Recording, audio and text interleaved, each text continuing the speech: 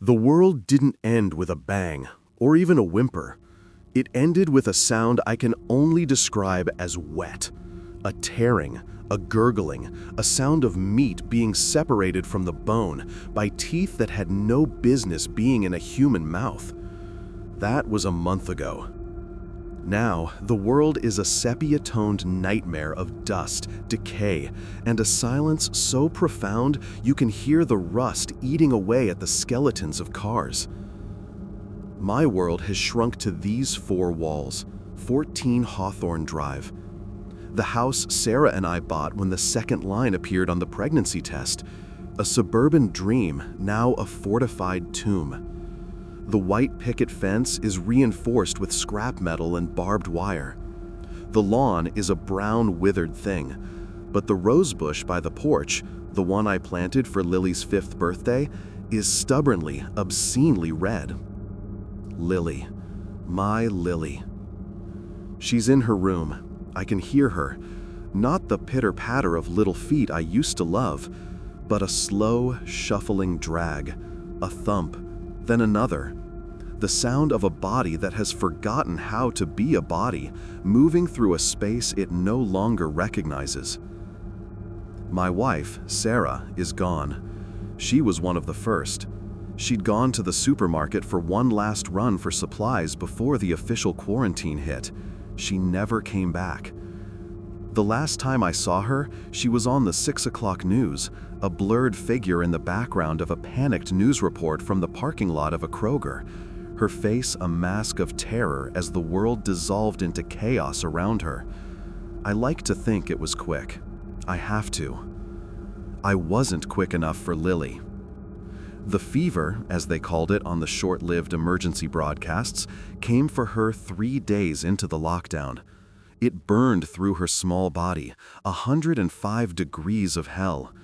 Her skin, usually the color of warm sand, turned a waxy, grayish hue. Her eyes, those vast, liquid brown pools that held entire universes, grew clouded. And the cough. It wasn't a cough. It was a rasp, a sound from a broken instrument. I did everything. Cool compresses, the last of the children's Tylenol, whispered prayers to a God I was no longer sure was listening. I held her hand as she thrashed, her small fingers gripping mine with a strength that was terrifying. On the 3rd night, she fell still, so still. I remember the crushing weight of grief, a physical pain in my chest as I felt for a pulse and found nothing but a chilling stillness. I wept. I wrapped her in her favorite blanket, the one with the cartoon unicorns, and I made a decision no parent should ever have to make. I would bury her in the backyard, next to the rose bush. It was illegal, it was insane, but the world was insane. I couldn't leave her, out there. As I lifted her, she was so light, a tiny, broken bird. That's when it happened. A shudder ran through her, a gasp, a violent intake of breath that sounded like it was tearing her lungs apart. Her eyes snapped open. They weren't her eyes. The warm brown was gone, replaced by a milky, cataract film, shot through with ruptured blood vessels that painted sickly red veins across the whites.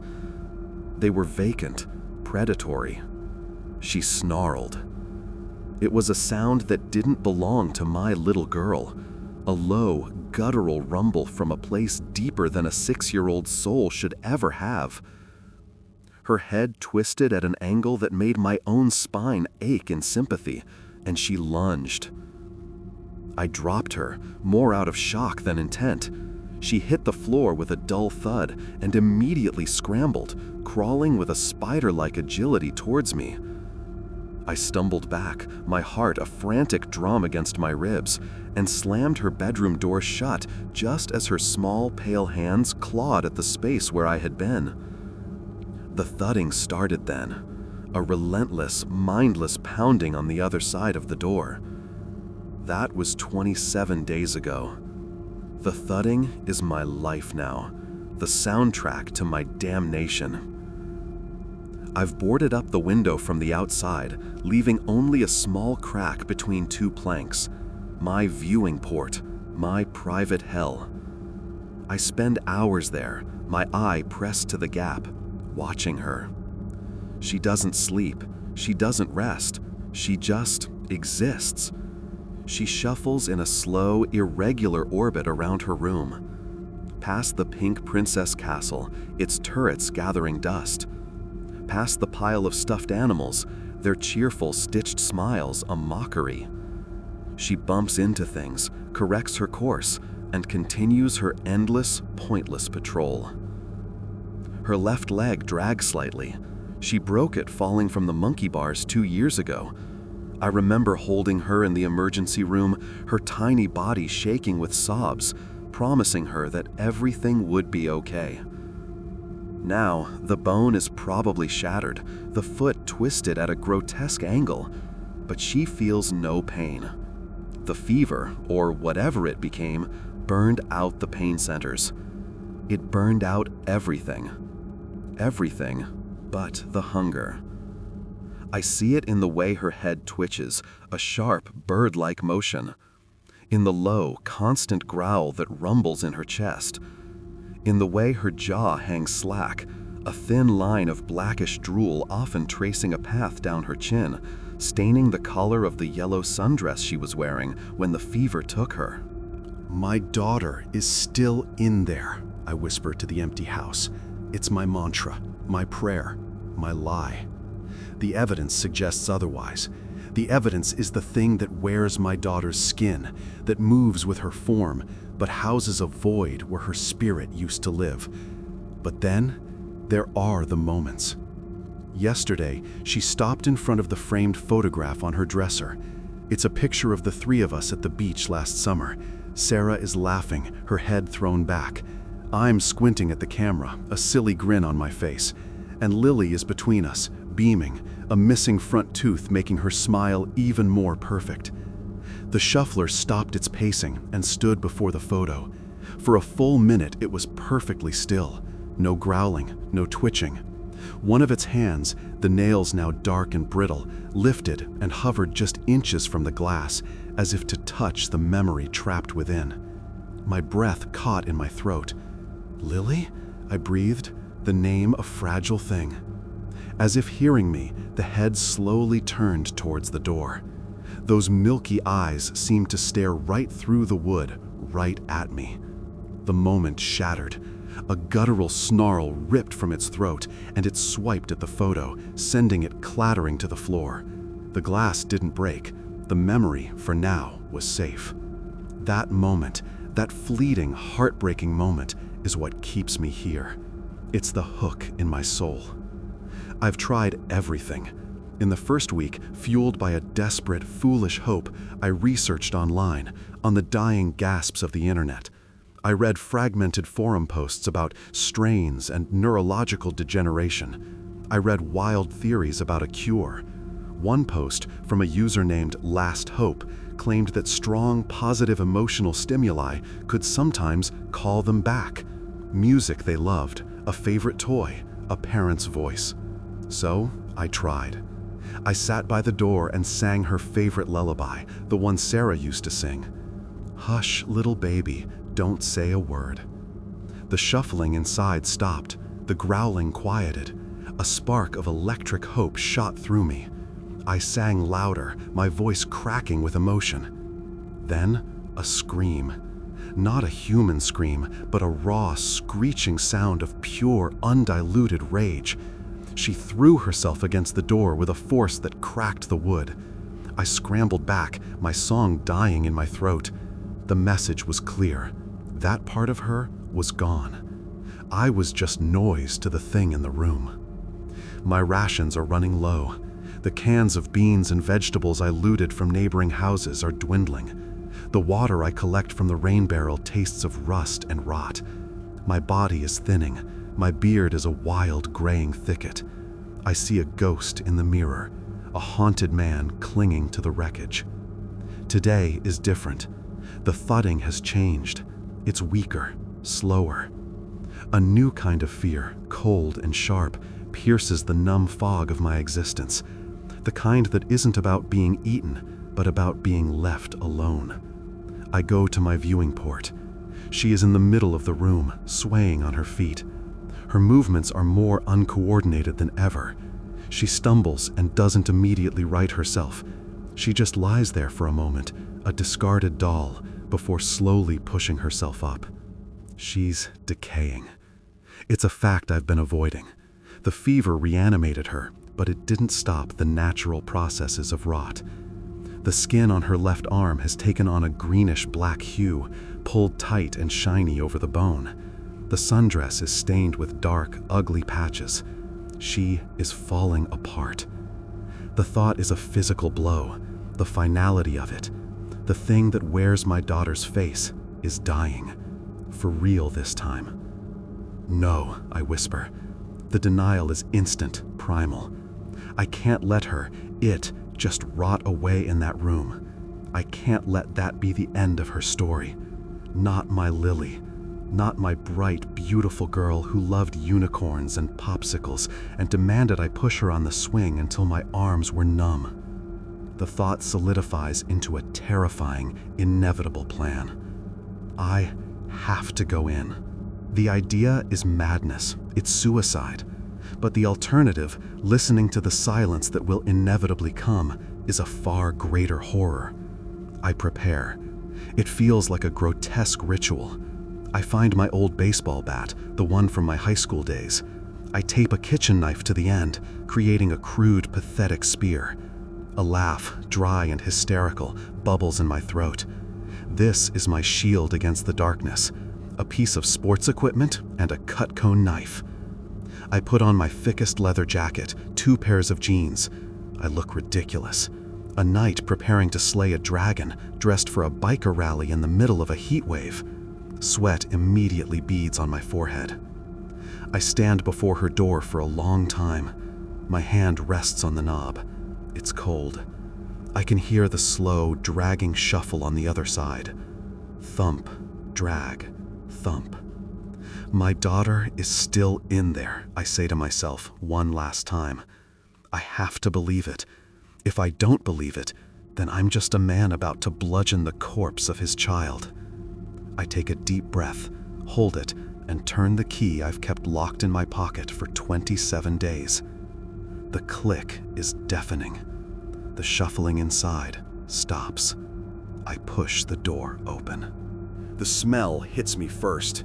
It's a sweet, cloying odor of spoiled meat and something else, something chemical and wrong. It's the smell of the end of the world. I gag, my eyes watering. She is standing by her bed, her back to me. The yellow sundress is a dirty flag in the gloom. She is so small. Lily? My voice is a hoarse croak. Slowly, with a stiffness that speaks of ruined joints and decaying muscle, she turns. Seeing her up close, outside the safety of my viewing port, is a new level of horror. The milky eyes fix on me. There is no recognition, no spark, only a blank, animalistic hunger. Her jaw unhinges slightly, and the low growl begins again, a vibration I can feel in the floorboards. She takes a step towards me, then another. Her gait is a lurching, broken thing. I raise my pathetic spear, my hands shaking so badly the knife blade chatters against the bat. Lily, it's Daddy, please. She doesn't stop. She picks up speed, a shambling run, her arms lifting, fingers curled into claws. I brace myself. This is it, the moment I have to choose. She's 5 feet away. I can see the individual threads of the ruptured vessels in her eyes. I can see the grime caked under her fingernails. I can see the little mole on her neck just below her ear, the one I used to kiss goodnight. 3 feet. My grip on the bat tightens. Every instinct screams at me to swing, to survive. 2 feet. Her smell is overwhelming. Her growl is a roar in the small room. 1 foot. Her hand reaches for me, and I drop the spear. It clatters to the floor, a useless piece of metal and wood. I stand there, arms at my sides, completely vulnerable. I look into the eyes of the monster, and I see my daughter. "I'm here, baby," I whisper. "Daddy's here." She doesn't stop. Her small body slams into mine, knocking me back against the doorframe. The impact drives the air from my lungs. Her hands claw at my jacket.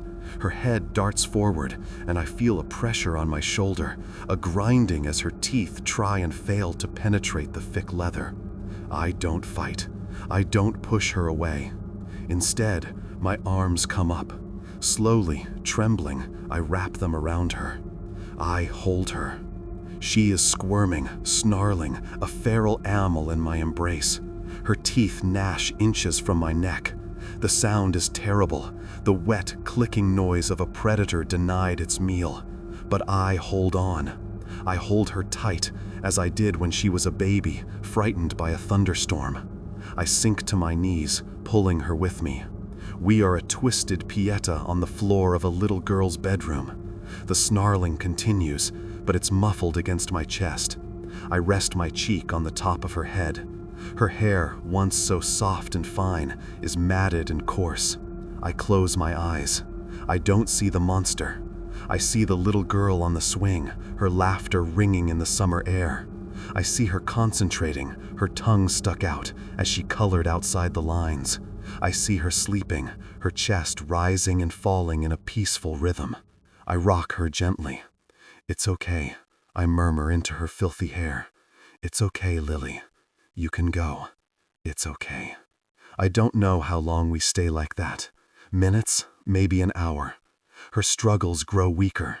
The snarls become less frequent, fading into a wet, rattling breath. And then, a miracle. The frantic writhing stops. Her body goes still in my arms. Not the predatory stillness of before, but a different kind, a final kind. I dare to open my eyes. I look down at her face, pressed against my chest. Her jaw is slack. The milky eyes are open, but they are seeing nothing. And then, a single black tear wells up in the corner of her left eye, traces a clean path through the grime on her cheek, and falls. It's not proof. It's not a cure. It's just fluid, a product of decay. I know this. My rational mind screams it. But my heart chooses to see it differently. In the absolute silence of the room, broken only by the sound of my own ragged sobs, I hold the shell of my daughter. The monster is gone. The hunger is gone. And for the first time since the world ended with a wet tear, there is peace. I stay there on my knees, holding her long after the last tremor has faded, long after the last bit of warmth has left her small body. The house is silent. The thudding has stopped. I am alone. But as I sit in the ruin of my life, surrounded by the ghosts of what was, I cling to that one fragile, impossible truth. My daughter is still in there, and finally, she is at rest.